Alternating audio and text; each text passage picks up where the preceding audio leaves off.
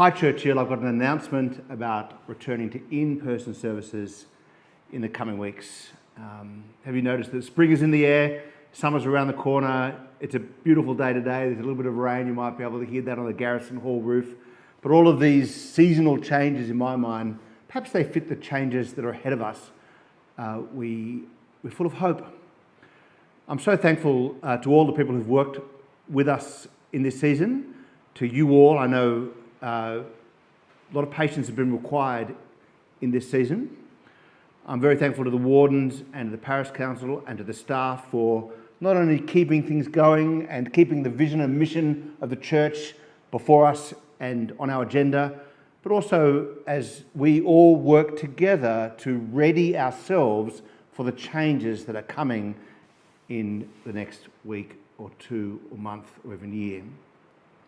I'm so thankful to all of you who filled out the survey and gave us your voice. 160 or more of you filled out the survey.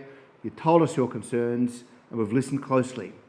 As you can imagine, what you said was very clear, lots of honesty, some nervousness. You were loving and yet you were also hopeful about the season to come.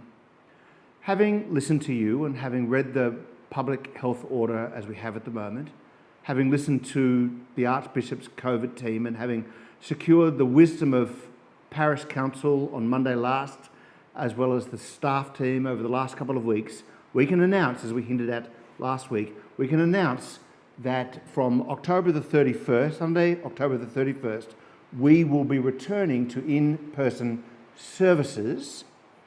We will not be checking vaccination status from that day. We won't have to. And we will have a live streaming option that will go on into the future. October 31 puts us on the other side of 80% and keeps us clear of the City Care lunch next week, where we will have a vaccination unit that you could be a part of if you like. The live stream option is for those who choose to remain at home, either because you're not yet vaccinated and you want to love people who are, or because you yourself, vaccinated or unvaccinated, are concerned for your health. You'll have your own reasons. Perhaps the three things that came out of the survey are, first, 3/4 of you have indicated that you would come back to in-person church services immediately. And 1/4 of you have said that you might take a couple of weeks or longer before you come back. Second is that a full 98% of you are double vaxxed or will be before the end of the month. That's almost all of you, which is why the decision to return was a lot easier for us than it is for some other churches, I believe. Now, if that piece of information, 98% are vaxxed, if that helps you to return, then praise God. Third, we can see from your responses that you get the tension of opening with those who are not vaxxed for medical or hesitant reasons. Some of you would like everyone to be vaxxed, but you get the problem of creating a church where some are excluded. Sort of health and gospel are all rolled into one. One of you hit the nail on the head when you wrote this. You said, I'm concerned about being in church with unvaccinated people.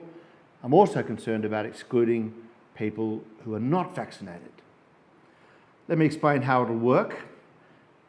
Certainly we'll clean the buildings and get them all up to speed. We'll be ready for you. We'll be thinking hard about seating and distancing and masks and singing and ventilation. We believe that our large caverns, St Philip's and Garrison Church, high ceilings, put us in good stead.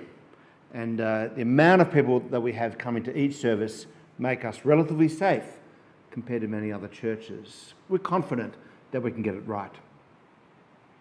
We want it to be safe for all, and you need to know that all staff are fully vaccinated.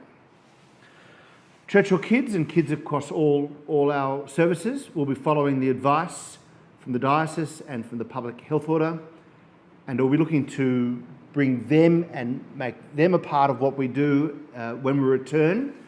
We're looking towards starting Churchill Kids when we return. Now, that's some details that have got to be worked out, and Jenny Fendler will be in touch with you about logistics and your concerns, and she and others, me included, will be able to answer your questions. But let me be upfront.